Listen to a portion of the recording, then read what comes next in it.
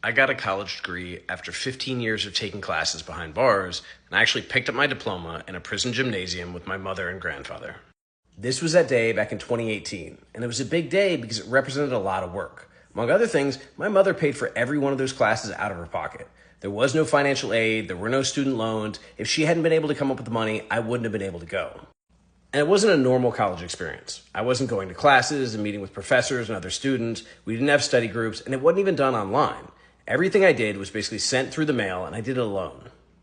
When I signed up for new classes and they were approved, I would get supplies in the mail. This included textbooks as well as assignment books that told me what to turn in when, pencils, paper, return envelopes, and whatever else was necessary. This might be other books, or at one point it was a scientific calculator that it took 6 months to get approval from the prison to get in.